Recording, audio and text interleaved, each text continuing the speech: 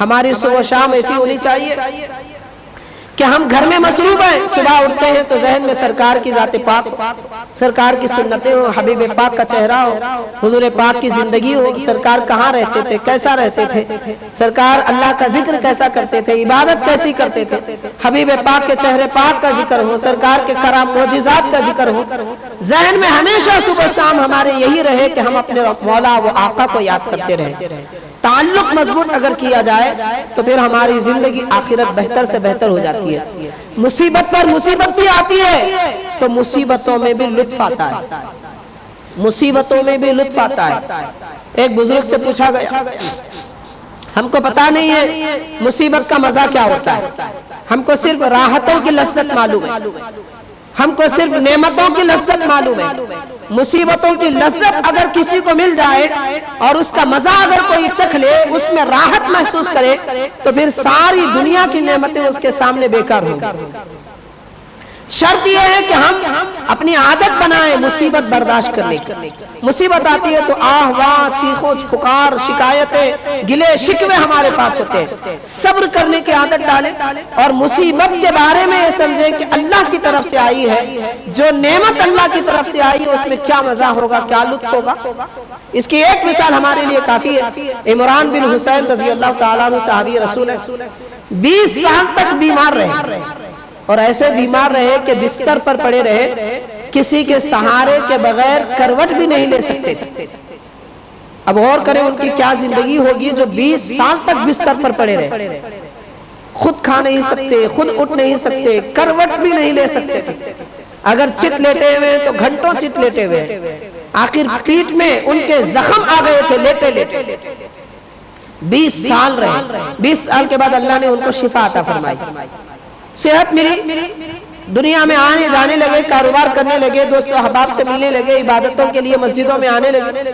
تو لوگوں نے پوچھا آپ کی 20 سال کی زندگی کتنی مصیبت زدہ تھی، کیسی مشکلات سے آپ نے گزاری، اب یہ نعمت اللہ کی دی ہوئی صحت کو دیکھ کر آپ شکریہ ادا کر رہے ہوں گے۔ تو فرماتے ہیں ہاں شکریہ تو ادا کرتا ہوں، لیکن مصیبت میں 20 سال میں جو لذت مجھے ملتی تھی، میں آج اس لذت کے لیے، اس لطف کے لیے تڑپ رہا ہوں۔ لوگوں نے پوچھا وہ کیا مزہ تھا، بیماری میں کیسا مزہ ہوتا ہے، مصیبت میں کیسا لطف آتا ہے؟ تو فرماتے ہیں جب میں بیمار تھا، روزانہ صبح و شام اللہ کی طرف سے فرشتے آتے تھے اور کہتے تھے اے عمران، اللہ تعالیٰ آپ پر سلام بھیج رہا ہے۔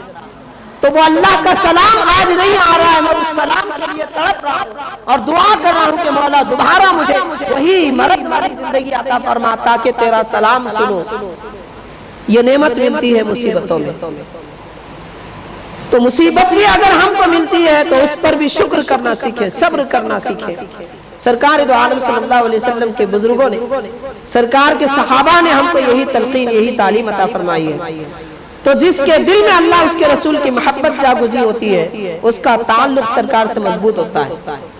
اور حضور پاک علیہ السلام سے تعلق مضبوط کرنے کے لیے ایک بات تو یہ ہے کہ سرکار کی سیرت پاک پڑھیں، حضور پاک کی زندگی مبارک کیسی ہے۔ آج ہم اخبار پڑھتے، صبح سے شام تک وقتاً فوقتاً تھوڑی تھوڑی دیر کے بعد ایک ایک نیوز پڑھ لیتے ہیں۔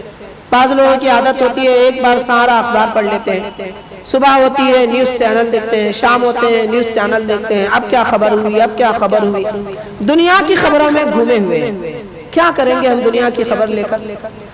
کسی نے کسی کو مارا، ہم کو کیا ملنے والا ہے؟ کسی کو اریسٹ کیا گیا، ہم کو کیا ملنے والا ہے؟ فلاں جگہ کوئی چیزیں تقسیم کیا، ہم کو کیا ملنے والا ہے؟ یہ دنیا کی خبروں سے کیا ملنے والا ہے؟ دل پراگندہ ہو جاتا ہے، گندا ہو جاتا ہے۔ اللہ کے رسول کی سیرت پڑھے، صحابہ کرام کی زندگی پڑھے، اولیاء کرام کی زندگی پڑھے۔ جہاں ہم اتنا بڑا اخبار پڑھتے ہیں، دن میں روزانہ ایک مرتبہ کم از کم سیرت رسول کے 2 پیج تو پڑھیں، 2 صفحات تو پڑھیں، حضور کی زندگی تو پڑھیں۔ معلوم ہوگا سرکار ہمارے ایسی زندگی گزارے، ہم کو بھی طریقہ مل جائے گا کہ سرکار کی مبارک زندگی کے مطابق عمل کر سکے۔ تو حضور پاک صلی اللہ علیہ وسلم کی سیرت پاک پڑھنا چاہیے، اس سے سرکار سے ہمارا تعلق جڑ جاتا ہے۔ اور دوسری بات یہ ہے کہ حضور پاک صلی اللہ علیہ وسلم کا ذکر سنیں اور اپنے بال بچوں کو سناتے رہیں۔ آج ہمارے بچے ہیں پرورش پاتے ہیں، کیسے ہم تربیت کرتے ہیں بچوں کی. بچے رونے لگے ستانے لگے تو گانے سناتے ہیں، زیادہ تھوڑے بڑے ہو گئے تو ٹی وی ٹیلی ویژن کے سامنے بٹھا دیتے ہیں، اور کچھ زیادہ پریشان ہو گئے تو فون بچوں کے ہاتھ میں دے دیتے ہیں. یہ تربیت ہے ہماری بچوں کی. ہم بچوں کی دنیا بھی خراب کر رہے ہیں، ان کی آخرت بھی خراب کر رہے ہیں.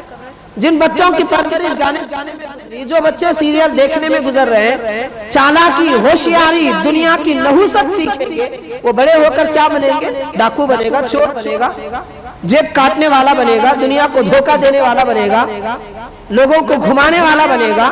دنیا کو فائدہ پہنچانے والا کون بن سکے گا؟